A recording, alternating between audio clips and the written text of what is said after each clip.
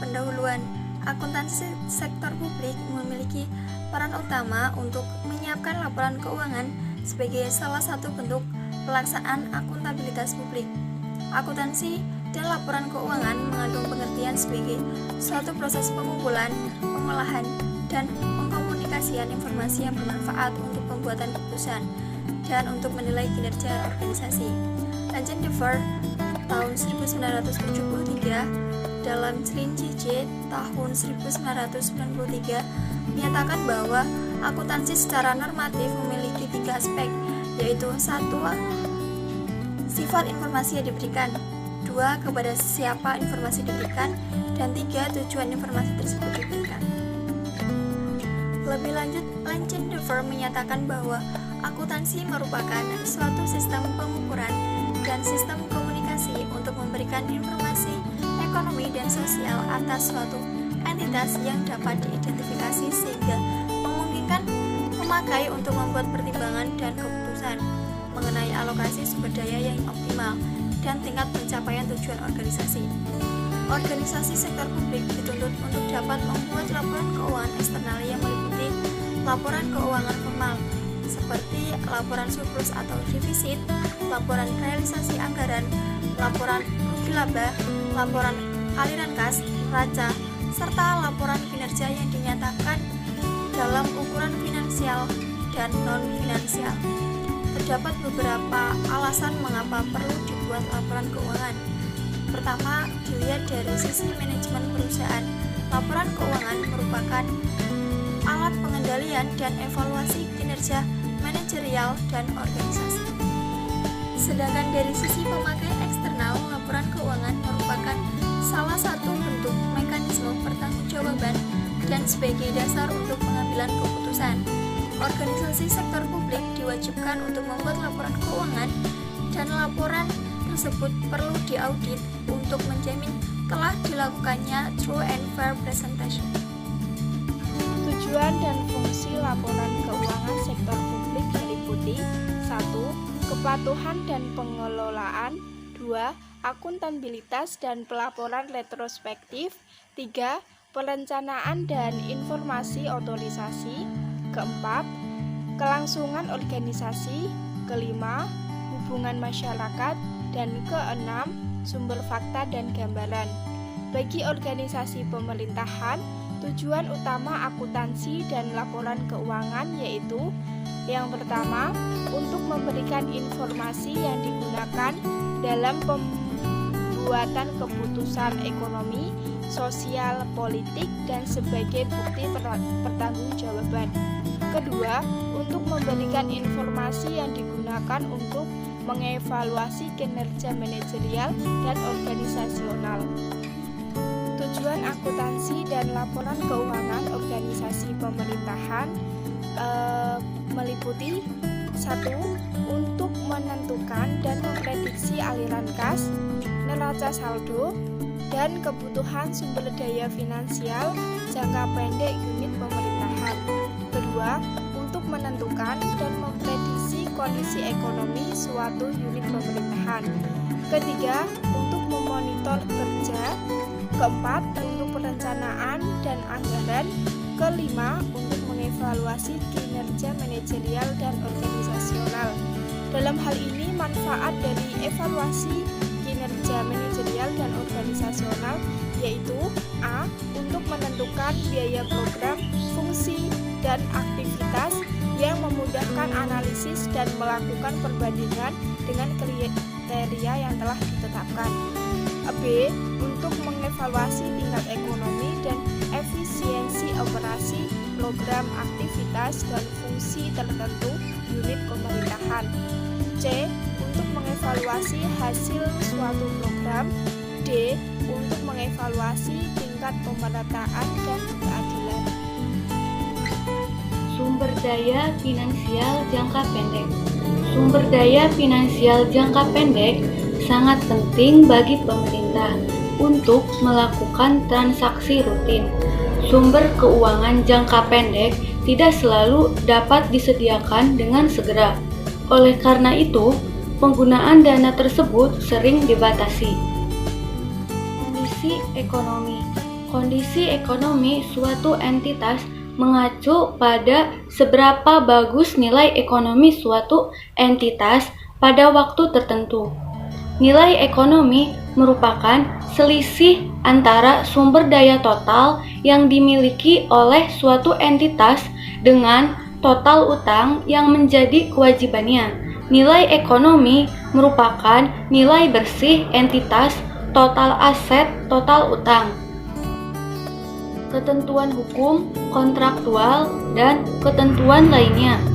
Unit pemerintahan memiliki kendala khusus dalam melakukan aktivitasnya, yaitu dibatasi oleh peraturan hukum dan perundang-undangan serta ketentuan lain yang ditetapkan dalam melakukan eksploitasi sumber daya dan penggunaannya.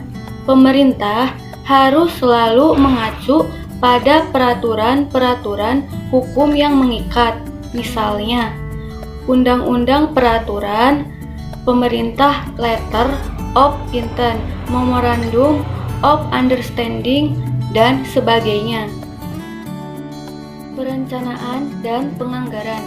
Informasi akuntansi diperlukan untuk melakukan perencanaan keuangan, menghitung biaya program, dan penganggaran. Anggaran merupakan alat perencanaan sekaligus alat pengendalian pemerintah. Anggaran sebagai alat perencanaan mengindikasikan target yang harus dicapai oleh pemerintah, sedangkan anggaran sebagai alat pengendalian mengindikasikan alokasi sumber dana yang disetujui oleh legislatif untuk dibelanjakan. Kinerja manajerial dan organisasional. Kinerja pemerintah tidak dapat dinilai berdasarkan laba yang diperoleh karena organisasi pemerintah bukan entitas bisnis yang mencari laba. Mungkin saja pemerintah memiliki program atau aktivitas yang dari program tersebut dihasilkan pendapatan yang lebih besar dari biayanya, sehingga pemerintah mengalami surplus atas program tersebut. Akan tetapi, surplus yang diperoleh tersebut tidak berarti menunjukkan kinerja unit pemerintah yang bagus, sebab harus dilihat juga apakah surplus tersebut karena tarif yang terlalu tinggi yang dibebankan kepada publik, termasuk tingkat kualitas pelayanan yang diberikan apakah sudah memadai. Tujuan laporan keuangan menurut SFAC nomor 4.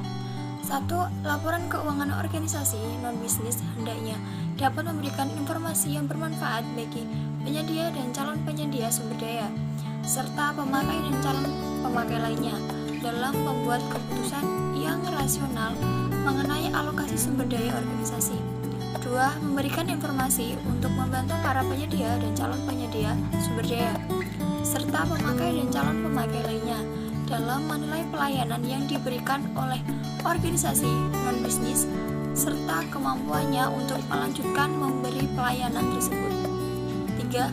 Memberikan informasi yang bermanfaat bagi penyedia dan calon penyedia sumber daya serta pemakai dan calon pemakai lainnya dalam menilai kinerja manajer organisasi non-bisnis atas pelaksanaan tanggung jawab pengelolaan serta aspek kinerja lainnya.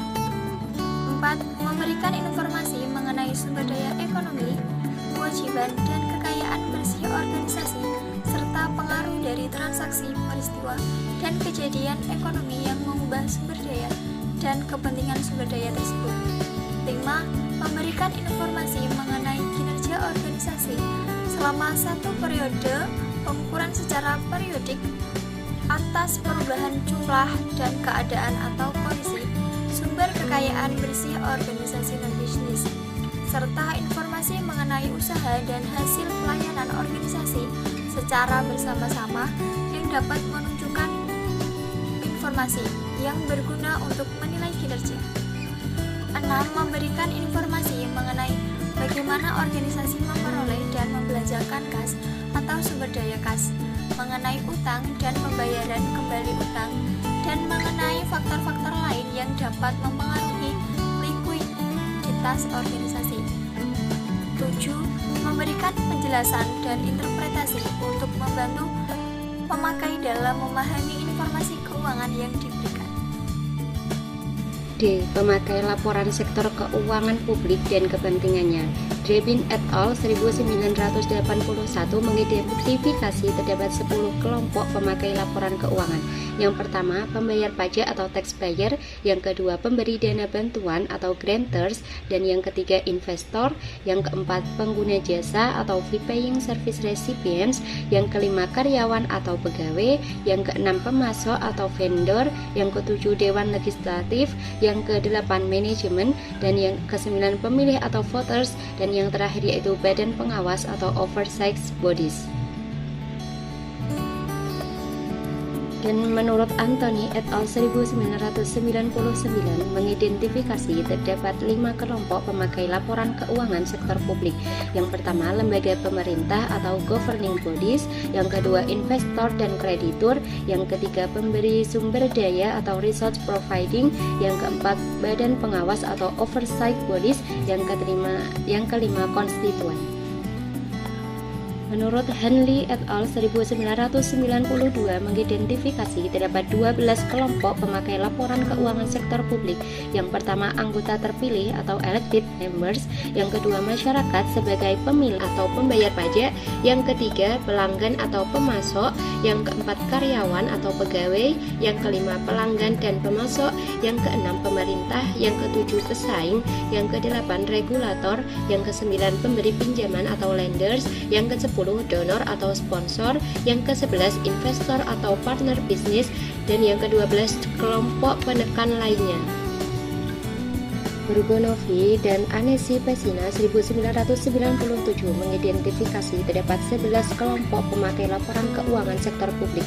Yang pertama, masyarakat pengguna jasa publik, yang kedua, masyarakat pembayar pajak, yang ketiga, perusahaan dan organisasi sosial ekonomi yang menggunakan pelayanan publik sebagai input atau aktivitas organisasi, yang keempat, bank dan masyarakat sebagai kreditor pemerintah, yang kelima, badan-badan internasional seperti Bank Dunia, IMF, ADB, PBB, dan sebagainya.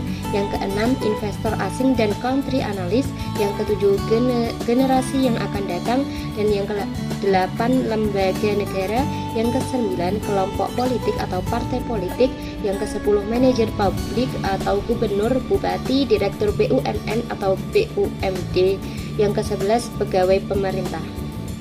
Serikat Dagang Sektor Publik GASB 1999 mengidentifikasi pemakai laporan keuangan pemerintah menjadi 3 kelompok besar, yaitu pertama, masyarakat yang kepadanya pemerintah bertanggung jawab, yang kedua, legislatif dan badan pengawasan yang secara langsung mewakili rakyat, yang ketiga, investor dan kreditur yang memberi pinjaman dan atau berpartisipasi dalam proses pemberian pinjaman. Hak dan kebutuhan pemakai laporan keuangan. Pada dasarnya, masyarakat atau publik memiliki hak dasar terhadap pemerintah, yaitu yang pertama adalah hak untuk mengetahui, right to know, yaitu mengetahui kebijakan pemerintah, mengetahui keputusan yang diambil pemerintah, mengetahui alasan dilakukannya suatu kebijakan dan keputusan tertentu.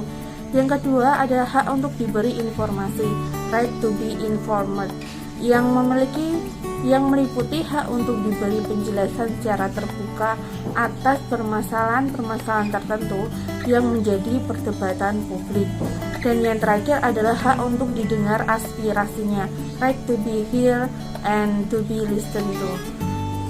Laporan keuangan pemerintah merupakan hak publik yang harus diberikan oleh pemerintah, baik pusat maupun daerah.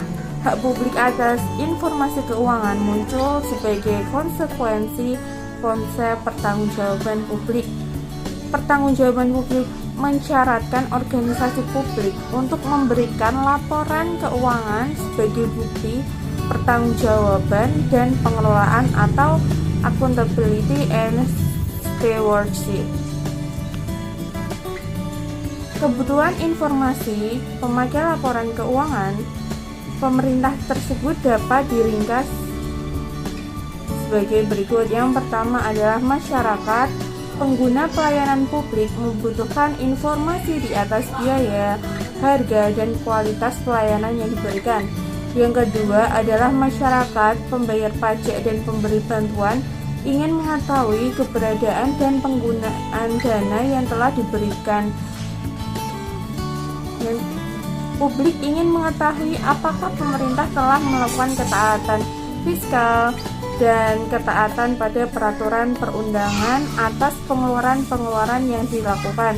Yang ketiga adalah kreditur dan investor membutuhkan informasi untuk menghitung tingkat risiko, likuiditas, dan solvabilitas.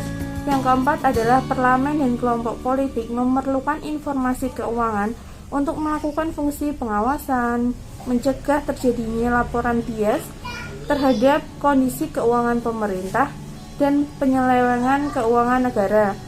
Yang kelima adalah manajer publik membutuhkan informasi akuntansi sebagai komponen sistem informasi manajemen untuk membantu perencanaan dan pengendalian organisasi, pengukuran kinerja, dan membandingkan kinerja organisasi antar kurun waktu dan dengan organisasi lain yang sejenis. Dan yang terakhir adalah pegawai membutuhkan informasi atas gaji dan manajemen kompensasi.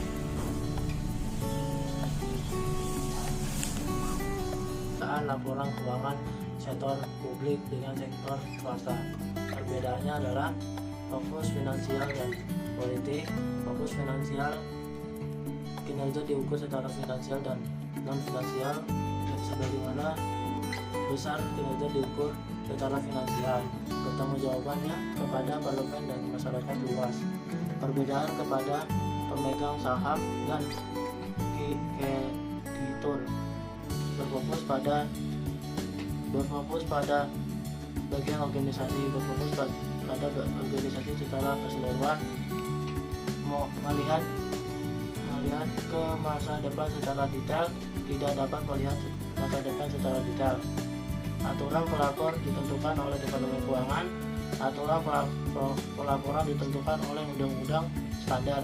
Persamaan dari laporan keuangan sektor publik dan sektor swasta. Dokumen sumber berperan sebagai hubungan masyarakat atau disebut public relations. Laporan keuangan dan pemerintah yang buruk dapat menimbulkan implikasi negatif, antara lain menurunkan kepercayaan masyarakat kepada pengelola dana publik. Investor akan takut menanamkan modal karena laporan keuangan tidak dapat diprediksi. Pemberi donor akan mengurangi atau menghentikan bantuan. Kualitas keputusan menjadi buruk, laporan keuntungan tidak dapat mencerminkan kinerja aktual. Pengungkapan atau disclosure yang diperlukan. Pemerintah harus menentukan kebijakan yang menjelaskan komponen apa saja yang dapat dikategorikan sebagai pendapatan atau biaya operasi yang tepat untuk suatu unit kerja yang dilaporkan. Pos pengungkapan atau disclosure dan kebijakan-kebijakan akuntansi yang dipraktikkan secara konsisten. Pemerintah diharapkan dapat memberikan informasi tambahan untuk hal-hal sebagai berikut. Yang pertama, fokus pengukuran dan dasar akuntansi yang digunakan untuk pembuatan laporan. Yang kedua, kebijakan menghapuskan atau menghentikan aktivitas internal unit kerja pada laporan aktivitas.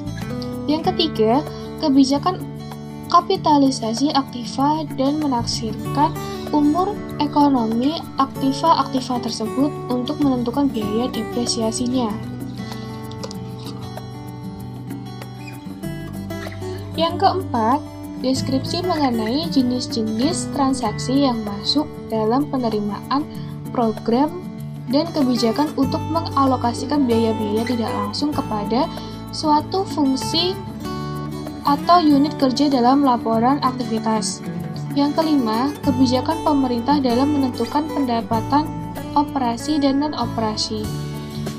Yang keenam, pemerintah harus mengungkapkan secara detail atau lengkap dalam catatan atau notes laporan keuangan mengenai aset modal ikhtisar Akuntansi sektor publik memiliki peran utama untuk menyiapkan laporan keuangan sebagai salah satu bentuk pelaksanaan akuntabilitas publik. Dilihat dari sisi internal, organisasi laporan keuangan sektor publik merupakan alat pengendalian dan evaluasi kinerja manajerial dan organisasi. Sedangkan dari sisi eksternal, laporan keuangan merupakan alat pertanggungjawaban kepada publik dan sebagai dasar untuk mengambil keputusan. Akuntansi sektor publik bertujuan untuk memberi informasi yang bertujuan untuk pengambilan keputusan ekonomi, sosial, politik, dan sebagai bukti pertanggungjawaban dan pengelolaan, serta untuk memberi informasi yang digunakan untuk mengevaluasi kinerja manajerial dan organisasi. Terima kasih.